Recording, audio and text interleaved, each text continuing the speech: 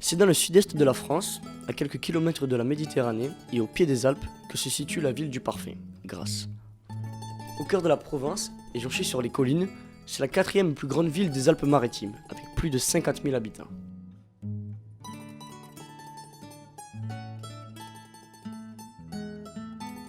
L'histoire du parfum dans la région commence au Moyen Âge, avec l'essor d'une autre activité, la tannerie.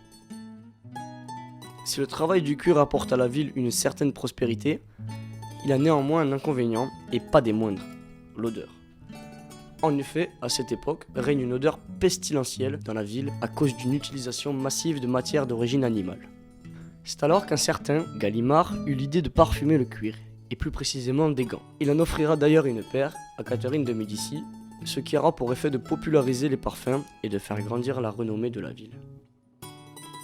Au fil du temps, les techniques évoluant et les savoir-faire se transmettant de génération en génération, Grasse est devenue la capitale mondiale du parfum.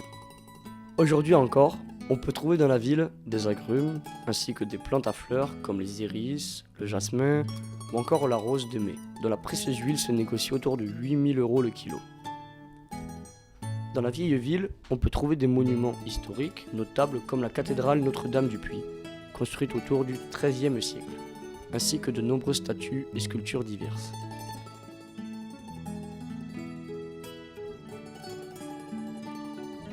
On appréciera se balader dans ces petites ruelles, aux maisons hautes et colorées typiques du style provençal.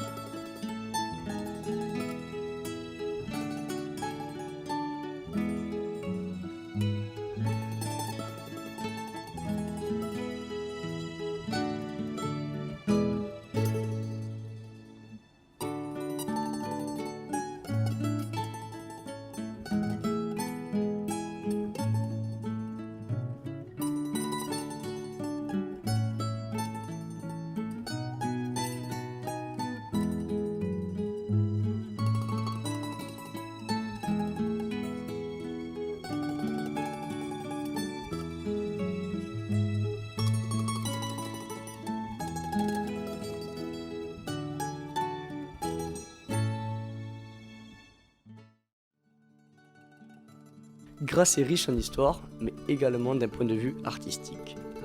On trouve des galeries d'art à chaque coin de rue, et la ville met en avant de nombreux artistes contemporains.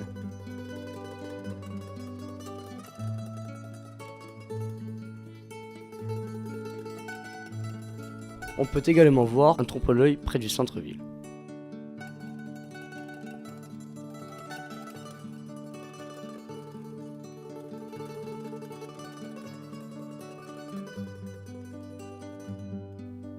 Lors de notre visite, nous sommes également passés par les musées. D'abord le musée international de la parfumerie, où se tenait une exposition sur l'eau de Cologne.